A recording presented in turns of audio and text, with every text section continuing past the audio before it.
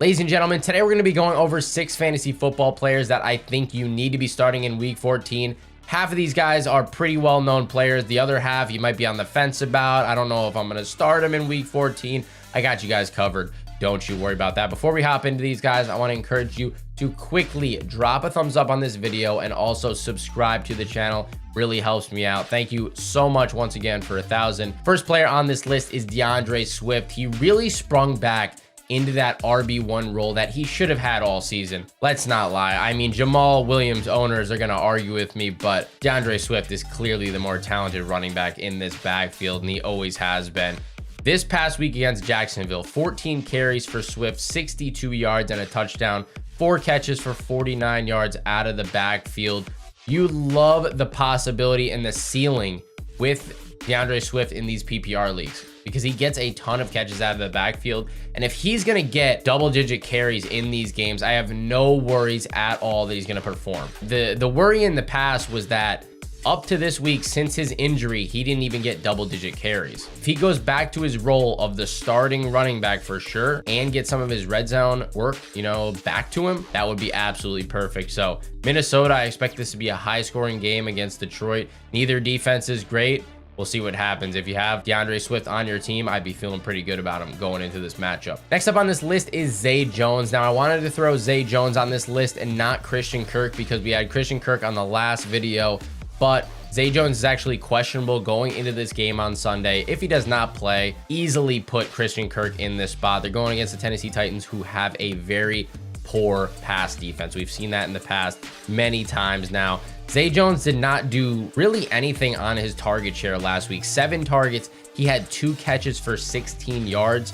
This was his worst week of the entire year in PPR league. So I'd expect that to turn around. I feel very good about starting him against a, like I said, bad Tennessee defense in week 14. Next up on this list is Isaiah Pacheco. Pacheco has actually been in a lot of the videos lately, and for good reason. He's performing, getting better every single week. I mean, week 11, 10.7, week 12, 15.6, week 13, 16.2. He's going up against a Denver defense that is not the easiest to run on, but you have Patrick Mahomes, you have Travis Kelce, you have Juju. Through the air, it's going to open the running game up. Pacheco is looking better and better, and he is explosive. I don't know. There's some people in the comments that still don't believe in Pacheco, but he has one of the easiest schedules here going forward, and especially against a Denver team that cannot move the ball at all on offense. I'd expect it to be, a runaway train for the Chiefs. I could be wrong, but that's what I'm just expecting. So Pacheco, locked and loaded. He's in all my lineups this week. I feel good about him. Next up on this list is Adam Thielen. He's going to be going against the Detroit Lions here. And this is another person, obviously, in all these videos, I could put, oh, go play Justin Jefferson. Obviously, I'm not going to put the elite players on these lists. These are players, lower. I know Swift was on here. He's probably the most talented person on this list, but Adam Thielen lining up on the opposite side of Justin Jefferson here clearly is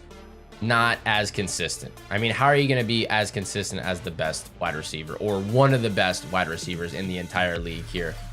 Great matchup, though, at Detroit. They have a bad passing defense. He had a very bad week against the New York Jets last week. 2 catches, 27 yards. That's going to equal 4.7 PPR fantasy points. That's not going to happen again. This is going to be what I would expect to be a high-scoring affair. I believe the game is at 1 p.m., so Kirk Cousins should be in his prime for this game. Adam Thielen, if he's on your bench, you're wavering around, you don't know whether to start him, I'd put him in this week and be pretty confident in it. Next guy up on this list is somebody that I've talked about in the past. I've worried about his target share because it has never been above 8 the entire year.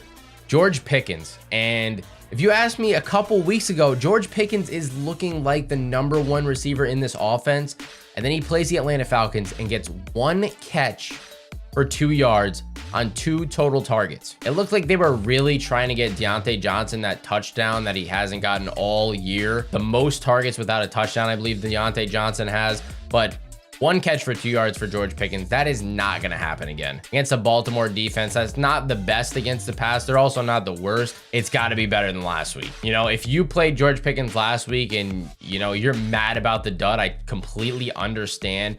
But you got to plug him in again because you can't expect him to get 2 targets this week. He's going to be up around 7-8 targets. I guarantee you that, because he was not happy last week. And I don't think any of his fantasy owners were either. Expect a little bit better of a game from George Pickens here. Now, last but not least, we have Chris Godwin and Mike Evans. I don't even know if I should put Mike Evans on this list. It's just constant disappointment. Every single week, I don't understand. I really don't. Godwin seems to be the clear #1 wide receiver, Brady's safety blanket. We've talked about it a lot this season, but going up against the San Francisco 49ers, I expect them to be down for most of this game. And also, I expect the running game to not be effective. I know Tom Brady likes to dump it down, so you could probably still plug in Lenny or Rashad White into your lineups, but I'm not feeling good about it. This is the #1 defense against running backs in fantasy this year. Maybe they get shut down and they're playing from behind this entire game, so that opens up more targets for Godwin and Evans. Geez, I hope so. I've been starting Mike Evans for the past, I don't know how many, I'm not even gonna go into it, but anyways, guys, if you guys learned anything or enjoyed the content, please drop a thumbs up on the video and also hit that subscribe button before you go. I will catch you in the next video. Peace.